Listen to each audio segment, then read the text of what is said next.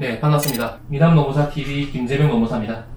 자, 오늘은 실무상 빈번히 발생하는 상황 중에 하나인 건설 현장의 소장이나 인사팀장이 해고 통보를 한 경우에 그 효력이 발생하느냐에 대해서 살펴보도록 하겠습니다. 예를 들자면은 이런 상황이 되겠죠. 근로자가 업무를 잘 수행을 하지 못해가지고 질책하는 과정에서 소장이나 팀장이 화가 나가지고 내일부터 나오지 마라! 때려쳐! 이렇게 할 거면 그만둬! 막 이렇게 할 수가 있겠죠. 이런 상황에서 그 해고 통보의 효력이 과연 효과가 있느냐, 효력이 있느냐에 대한 내용이 되겠습니다.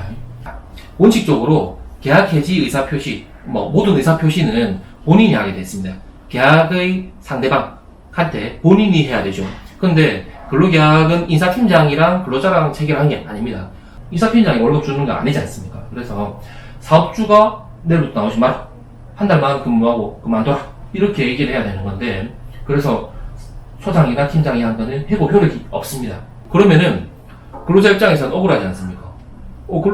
이 사람이 나한테 해고 통보를 했는데 나중에 부당해고 구제인청이나 해고 예고수당 청구를 했을 때 사업주가 한 게 아니니까 이건 해고가 아닙니다. 그래서 당신은 지금까지 안 나오고 해고 통보를 받고 나서 안 쓸 수도 있지 않습니까? 그 안 나간 기간은 그냥 결근이 되어버리는 거예요. 그러면 곤란하니까 이런 경우에 표현 대리라는 제도를 두고 있어요.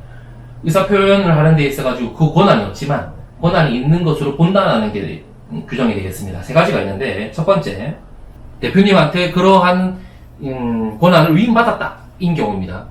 얘기를 하면서 이렇게 할 수도 있겠죠. 인사팀장이 대표님한테 네가 한 번 더 이런 행동을 하면은 자르라 라고 내한테 지시를 했다. 그래서 나는 그거에 근거를 해서 니를 오늘 내보내는 거다 라고 할 수도 있지 않습니까? 그 경우에는 근로계약의 해고 통보 효력이 발생하는 겁니다. 두 번째, 사업주가 소장한테 그런 권한을 준 적은 없지만 실제로 소장이 그런 업무를 담당할 수가 있지 않습니까? 채용부터 임금 결정, 근로관계에 있어가지고 근로시간 조정이라든지 인사 발령이라든지 소장이 직접 할 수도 있습니다. 건설 현장에서는 비일비재하게 이런 게 발생을 해요. 내일 나오지 마라. 내일 비 오니까 나오지 마라. 이렇게 하는 경우가 정말 많이 발생을 합니다. 그래서 그 근로자 입장에서는 현장 소장한테 그러한 권한이 있구나 라고 충분히 생각할 수 있겠죠. 그러면은 인사팀장 소장이 한 얘기는 사업주가 한 것이랑 동일한 효과가 발생을 합니다. 세 번째인 경우는 해고의 권한이 예전에 있다가 지금 소멸됐어요. 소멸됐는데 소멸된 사실을 모르는 경우죠.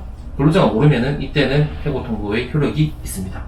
이렇게 세 가지 경우가 있는데, 민법상 표현 대리 적용된다 했지 않습니까? 의사표시를 들은 상대방을 보호하는 제도입니다. 그래서 근로자들이 보호를 받을 수 있는 사항인 거고요. 이거에 대비해서 의사표현 효력이 발생한다 하더라도 나중에 부당해고 구제인청이나 해고 예고수당 청구를 했을 때 입증 책임의 문제가 발생을 합니다. 과연 그 말을 했느냐? 아니면은 인사팀장한테 그 권한이 있느냐?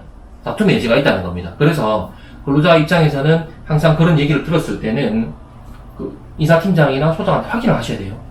당신이 무슨 권한으로 그런 얘기를 나한테 하느냐? 대표님한테 지시를 받았느냐? 아니면 대표님 의사냐? 대표님한테 가서 확인을 해도 되느냐? 이런 질문을 하는 게 좋겠습니다. 그래야 이제 근로관계가 명확하게 종료가 되든 계속 지속이 되든 할 수 있겠죠. 그리고 사업주 입장에서는 불분명한 권한으로 인해가지고 해고에 대한 다툼이 생기면, 예를 들어서 해고 예고수당 같은 경우에는 노동청에 수차례 출석을 해야 돼요. 증거자료가 없는 거기 때문에 진술밖에 없습니다. 첫 번째 출석해가지고 진술해야 되죠. 두 번째 또 가야 되고, 혹시 고소사건으로 전환이 되면은 사업주 본인이 가야 됩니다. 내가 하지도 않은 말에 대해서 가서 입증을 해야 돼요. 사실 입증할 수가 없는 거죠. 그거는 그래서 결국 합의에 이르게 되는 거고, 부당해고 구제인청을 했을 때도 마찬가지입니다. 가서 해고의 권한이 없다는 걸 사업주가 입증하지 못하면은 부당해고가 되는 겁니다. 그러면은 그 일 못한 기간에 대한 임금을 줘야 돼요. 회사로서는 손해가 막심합니다. 그래서 그 권한을 안 주는 게 가장 좋을 거고, 만약에 줬다면은 이러한 다툼이 생기지 않게끔 근로자들한테 알려주는 게 좋겠죠. 그리고 만약에 이 근로자를 계속 근무를 시켜야 되는데 이런 일이 벌어졌다, 이런 경우에는 근로자한테 미안하다, 이 사람한테 팀장한테 내가 그런 권한을 주진 않았는데 홧김에 그런 말 한 것 같다, 내가 미안하다, 팀장은 징계를 하겠다, 당신은 계속 다녀달라 라고 이야기를 하고 그거를 서면으로 만들어서 줘야 됩니다. 서면으로 또 안 주면 그 근로자 입장에서는 이 다툼 과정에서 못 들었다고 할 수도 있습니다. 실무적으로 많이 이런 사례가 발생하기 때문에 꼭 서면으로 만들어서 교부를 하셔야 되겠습니다. 자, 이상 이 소장이나 인사팀장들이 한 해고 통보의 효력에 대해서 알아봤습니다. 다음번에는 또 유익한 그 실무상 사례를 들고 찾아뵙도록 하겠습니다.